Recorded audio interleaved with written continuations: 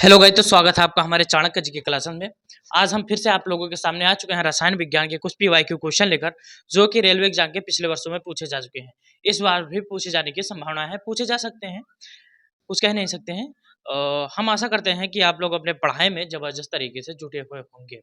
जैसे कि हम आप लोगों को पिछले वीडियो में बता ही चुके हैं कि हम मेरे क्वेश्चन को 3 बार पढ़ने की कोशिश करेंगे, जिससे कि आपका आधा से ज़्यादा क्वेश्चन इस क्लास में ही आपके दिमाग में बैठ जाए। तो चलिए क्लास को शुरू करते हैं। हमारा पहला क्वेश्चन है, डैश डैश चौथे आवर्त और दूसरे समूह में मौजूद तत्व है। यह क्वेश्चन आरआरबी ग्रुप डी में 20/9/2018 में आ चुका है। यानी कि चौथे आवर्त और दूसरे समूह में कौन सा तत्व मौजूद है? तो कैल्शियम जो है हमारा चौथे आवर्त और दूसरे समूह में मौजूद तत्व है। तो चौथे आवर्त और दूसरे समूह में मौजूद तत्व कौन सा है? तो चौथे आवर्त और दूसरे समूह में मौजूद तत्व कैल्शियम है। हमारा अगला क्वेश्चन है, उस जर्मन रासायनिक का नाम बताइए जिसने 1817 में तत्वों को त्रिकों में समूहबद्ध किया। यह क्वेश्चन एनटीपीसी 20/1/2018 में आ चुका है। तो जोहान वुल्फगैंग डोबेराइनर ने 1817 में तत्वों को त्रिकों में समूहबद्ध किया। तो उस जर्मन रासायनिक का नाम बताया जिसने 1817 में तत्वों को त्रिकबद्ध किया। तो वह हमारे वैज्ञानिक हैं डोबेराइनर जी, जिन्होंने तत्वों को त्रिकबद्ध किया। तो उस जर्मन वैज्ञानिक का नाम जोहान वुल्फगैंग डोबेराइनर है, जिसने 1817 में तत्वों को त्रिकों के समूह में बद्ध किया। हमारा अगला क्वेश्चन, आधुनिक आवर्त सारणी में बाईं ओर उपस्थित इकलौती धातु कौन सी है? यह क्वेश्चन ग्रुप डी में 2/11/2018 में आ चुका है। तो आधुनिक आवर्त सारणी में बाईं ओर उपस्थित इकलौती धातु हाइड्रोजन है। तो आधुनिक आवर्त सारणी में बाईं ओर उपस्थित इकलौती धातु क्या है? तो आधुनिक आवर्त सारणी में बाईं ओर उपस्थित इकलौती धातु हाइड्रोजन है। हमारा अगला क्वेश्चन है, समूह ए के तत्वों को मतलब क्या कहा जाता है? यह क्वेश्चन ग्रुप डी में 23/10/2018 में आ चुका है। तो समूह एक के तत्वों को क्षारीय धातु कहा जाता है। तो समूह एक के तत्वों को क्या कहा जाता है? तो समूह एक के तत्वों को क्षारीय धातु कहा जाता है। तो समूह एक के तत्वों को क्या कहा जाता है? तो समूह एक के तत्वों को क्षारीय धातु कहा जाता है। हमारा अगला क्वेश्चन है, परमाणु की त्रिज्या का प्रयोग किसे मापने के लिए किया जाता है? यह क्वेश्चन एएलपी टेक्नीशियन में 29/8/2018 में आ चुका है। तो परमाणु की त्रिज्या का प्रयोग परमाणविक आकार मापने के लिए किया जाता है। तो परमाणु त्रिज्या का उपयोग किसे मापने के लिए किया जाता है? तो परमाणु त्रिज्या का प्रयोग परमाणविक आकार मापने के लिए किया जाता है। तो परमाणु त्रिज्या का प्रयोग परमाणविक आकार मापने के लिए किया जाता है। हमारा अगला क्वेश्चन है, डैश डैश आवर्त सारणी का सर्वाधिक विद्युत ऋणात्मक तत्व है। यह क्वेश्चन ग्रुप डी में 5/12/2018 में आ चुका है। तो फ्लोरीन आधुनिक आवर्त सारणी का सर्वाधिक विद्युत ऋणात्मक तत्व है। तो आधुनिक आवर्त सारणी का सर्वाधिक विद्युत ऋणात्मक तत्व कौन सा है? तो आधुनिक आवर्त सारणी का विद्युत ऋणात्मक तत्व फ्लोरीन है। तो आधुनिक आवर्त सारणी का सबसे विद्युत ऋणात्मक तत्व फ्लोरीन है। हमारा अगला क्वेश्चन है, वर्तमान में ज्ञात तत्वों की कुल संख्या कितनी है? यह क्वेश्चन ग्रुप डी में 15/9/2022 में आ चुका है। तो वर्तमान में ज्ञात तत्वों की कुल संख्या 118 है। यह क्वेश्चन बहुत ही नॉर्मल है। वर्तमान में कुल ज्ञात तत्वों की संख्या कितनी है? तो वर्तमान में कुल ज्ञात तत्वों की संख्या 118 है। तो वर्तमान में कुल ज्ञात तत्वों की संख्या 118 है। हमारा अगला क्वेश्चन है, किस तत्व का परमाणु क्रमांक 3 है? यह क्वेश्चन एनटीपीसी 28/7/2016 में आ चुका है। तो लिथियम तत्व का परमाणु क्रमांक 3 है। तो किस तत्व का परमाणु क्रमांक 3 है? तो लिथियम तत्व का परमाणु क्रमांक 3 है। तो लिथियम तत्व का परमाणु क्रमांक 3 है। हमारा अगला क्वेश्चन है, ऑक्सीजन के एक अणु में ऑक्सीजन के कितने परमाणु होते हैं? यह क्वेश्चन आरआरबी जे में 23/5/2019 में आ चुका है। तो ऑक्सीजन के एक अणु में 2 परमाणु होते हैं। तो ऑक्सीजन के एक अणु में ऑक्सीजन के कितने परमाणु होते हैं? तो ऑक्सीजन के एक अणु में ऑक्सीजन के 2 परमाणु होते हैं।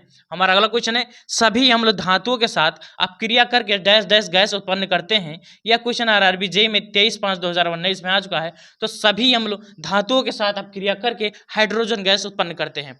तो सभी अम्ल धातुओं के साथ अपक्रिया करके हाइड्रोजन गैस उत्पन्न करते हैं। तो सभी अम्ल धातुओं के साथ अपक्रिया करके हाइड्रोजन गैस उत्पन्न करते हैं।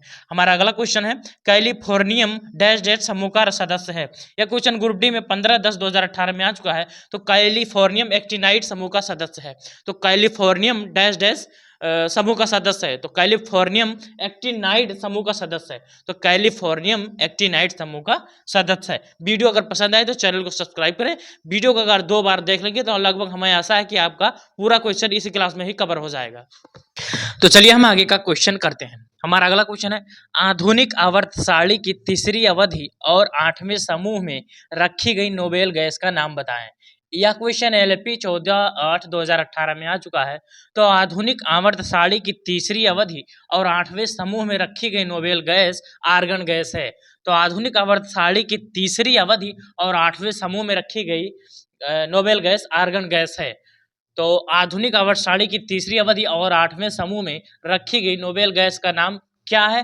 तो आधुनिक आवर्त सारणी की तीसरी अवधि और 8वें समूह में रखी गई नोबेल गैस का नाम आर्गन गैस है। हमारा अगला क्वेश्चन है, मूल तत्वों की आधुनिक आवर्त सारणी बनाने वाले पहले वैज्ञानिक कौन थे? यानी कि मूल तत्वों की आवर्त सारणी बनाने वाले पहले वैज्ञानिक कौन थे? यह क्वेश्चन NTPC 2/4/2016 में आ चुका है। तो मूल तत्वों की आवर्त सारणी बनाने वाले पहले वैज्ञानिक मेंडलीफ थे। तो मूल तत्वों की आवर्त सारणी बनाने वाले पहले वैज्ञानिक कौन थे? तो मूल तत्वों की आवर्त सारणी बनाने वाले पहले वैज्ञानिक मेंडलीफ जी थे। हमारा अगला क्वेश्चन है, फास्फोरस की परमाणुकता क्या है? यह क्वेश्चन ग्रुप डी में 24/10/2018 में आ चुका है। तो फास्फोरस की परमाणुकता 4 है। तो फास्फोरस की परमाणुकता क्या है? तो फास्फोरस की परमाणुकता 4 है। हमारा अगला क्वेश्चन है, ब्लीचिंग पाउडर का सूत्र क्या है? यह क्वेश्चन ग्रुप डी में 22/9/2022 में आ चुका है। तो ब्लीचिंग पाउडर का सूत्र CaOCl2 है। तो ब्लीचिंग पाउडर का सूत्र क्या है? तो ब्लीचिंग पाउडर का सूत्र CaOCl2 है। तो ब्लीचिंग पाउडर का सूत्र क्या है? तो ब्लीचिंग पाउडर का सूत्र CaOCl2 है। हमारा अगला क्वेश्चन है, एकमात्र अधातु कौन सी है जो कमरे के तापमान पर द्रव में बदल जाती है? यह क्वेश्चन JEE 27/6/2019 में आ चुका है और NTPC 2/4/2016 में भी आ चुका है। तो ब्रोमीन एकमात्र अधातु है जो कमरे के तापमान पर द्रव में परिवर्तित हो जाती है। तो ऐसी कौन सी धातु है जो कमरे के तापमान पर द्रव में परिवर्तित हो जाती है? तो ब्रोमीन एक ऐसी धातु है जो कमरे के तापमान पर द्रव में परिवर्तित हो जाती है। हमारा अगला क्वेश्चन है, शुष्क बर्फ क्या है? यह क्वेश्चन JEE 12/2014 में आ चुका है। तो ठोस कार्बन डाइऑक्साइड शुष्क बर्फ है। तो शुष्क बर्फ क्या है? तो ठोस कार्बन डाइऑक्साइड शुष्क बर्फ है। तो शुष्क बर्फ ठोस कार्बन डाइऑक्साइड है। हमारा अगला क्वेश्चन है, धामन सोडा का सही सूत्र क्या है? यह क्वेश्चन JEE 28/8/2019 में आ चुका है। तो धामन सोडा का सूत्र Na2CO3 × 10H2O है। तो धामन सोडा का सही सूत्र क्या है? तो धामन सोडा का सूत्र Na2CO3 × 10H2O है। तो धामन सोडा का सही सूत्र Na2CO3 × 10H2O है। हमारा अगला क्वेश्चन है, सोडियम हाइड्रोजन कार्बोनेट के गर्म होने पर कौन सी गैस छोड़ती है? यह क्वेश्चन LP टेक्नीशियन में 14/8/2018 में आ चुका है। तो सोडियम हाइड्रोजन कार्बोनेट के गर्म होने पर कार्बन डाइऑक्साइड गैस छोड़ती है। तो सोडियम हाइड्रोजन कार्बोनेट के गर्म होने पर कार्बन डाइऑक्साइड गैस छोड़ती है। हमारा अगला क्वेश्चन है, कौन सी गैस चूने के पानी को दूधिया बना देती है? यह क्वेश्चन LP टेक्नीशियन में 10/8/2018 में आ चुका है। तो CO2 गैस यानी कि कार्बन डाइऑक्साइड गैस चूने के पानी को दूधिया बना देती है।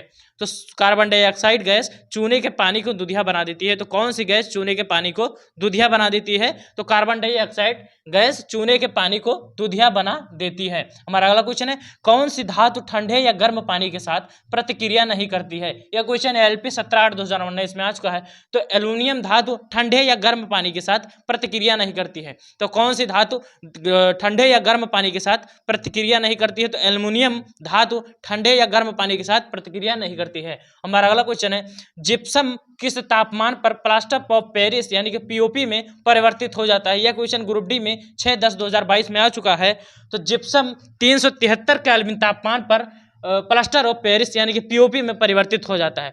तो जिप्सम किस तापमान पर प्लास्टर ऑफ पेरिस में परिवर्तित हो जाता है? तो जिप्सम 373 केल्विन तापमान पर POP यानी कि प्लास्टर ऑफ पेरिस में परिवर्तित हो जाता है। हमारा अगला क्वेश्चन है, आज का आखिरी क्वेश्चन है, सोना का लैटिन नाम क्या है? तो सोना का लैटिन नाम ऑरम है। तो ऑरम सोना का लैटिन नाम है। तो सोना का लैटिन नाम क्या है? तो सोना का लैटिन नाम ऑरम है। आशा करते हैं कि आप लोगों को आधा से ज़्यादा क्वेश्चन इसी क्लास में माइंड में आपके सेट हो गया होगा।